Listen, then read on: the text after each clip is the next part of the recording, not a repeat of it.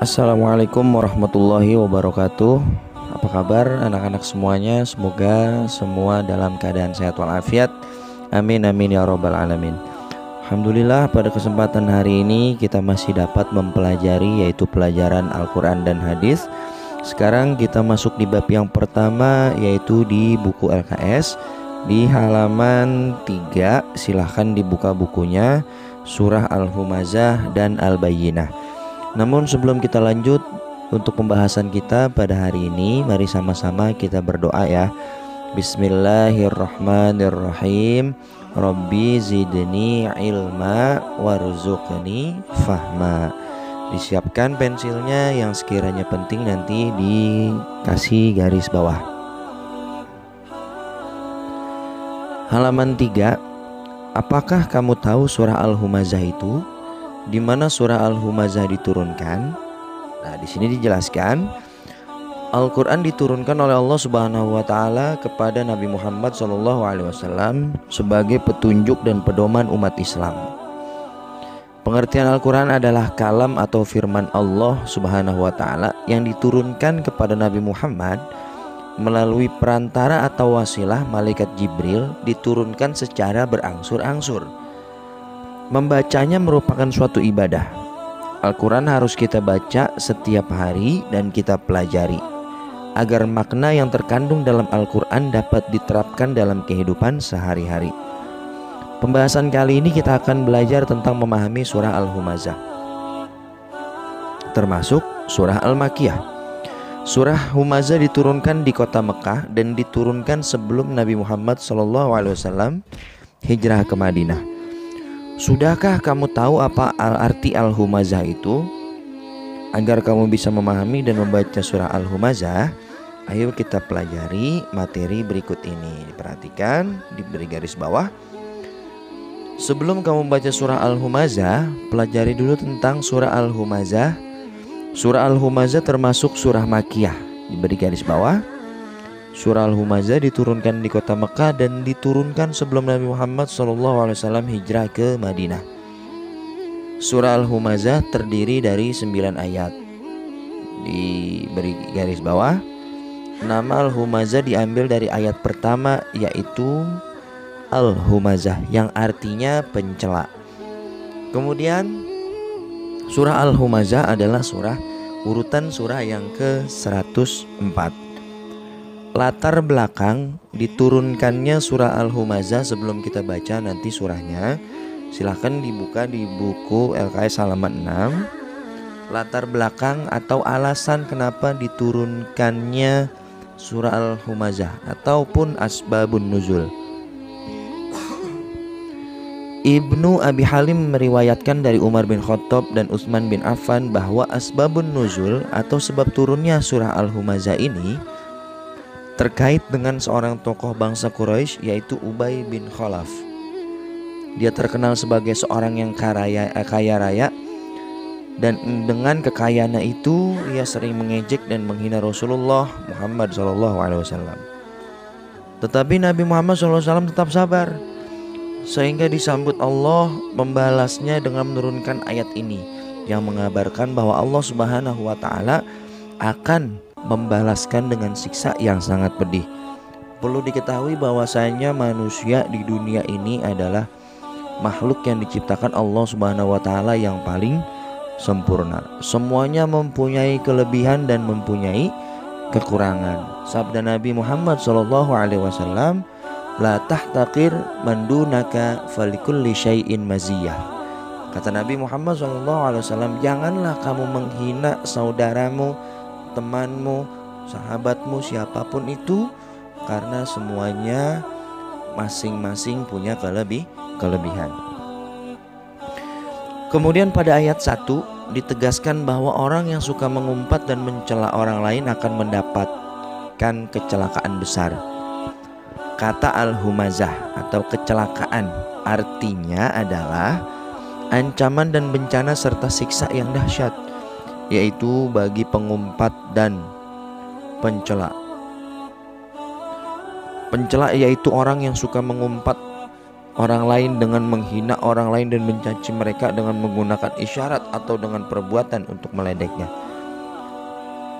Sementara makna lumazah adalah menghina langsung dengan ucapan. Misalnya kita tahu teman kita misalnya hitam, dekat, hitam kamu, misalnya begitu.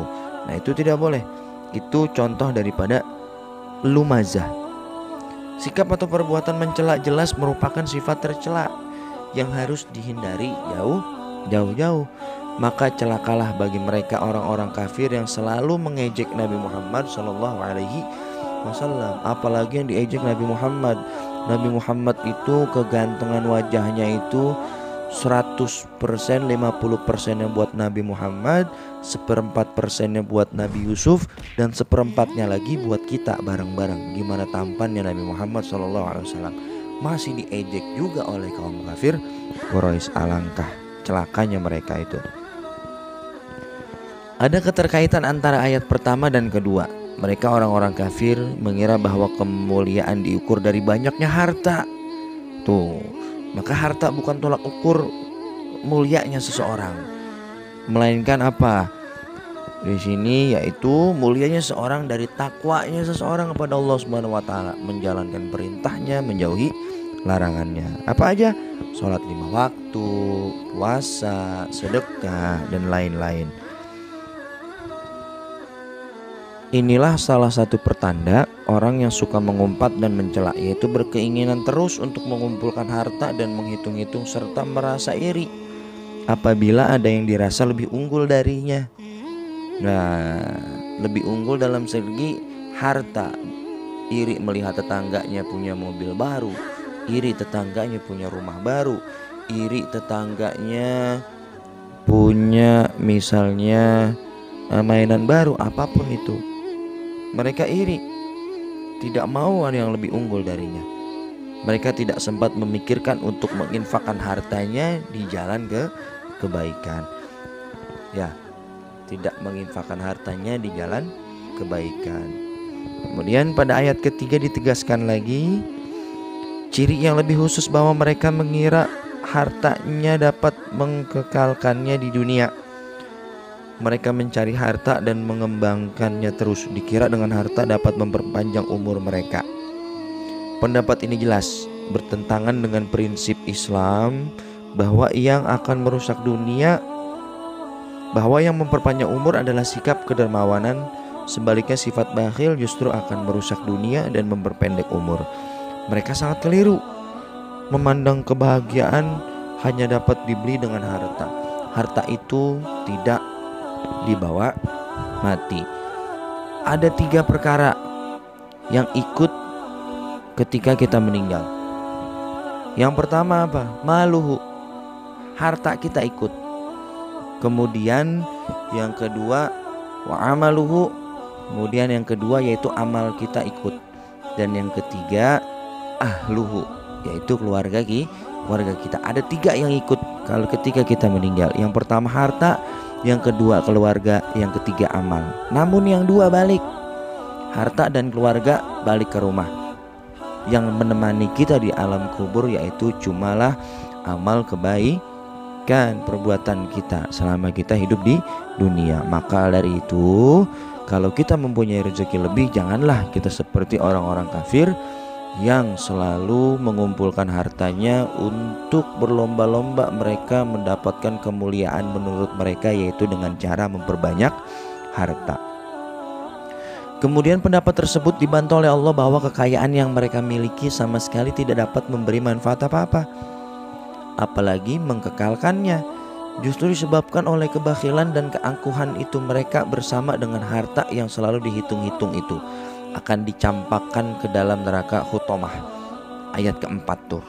Atau yang kita tahu yaitu ada juga kisah Korun, ketika dia kaya kemudian dia sombong, tidak mau membayar zakat, akhirnya hartanya ditenggelamkan oleh Allah Subhanahu wa taala.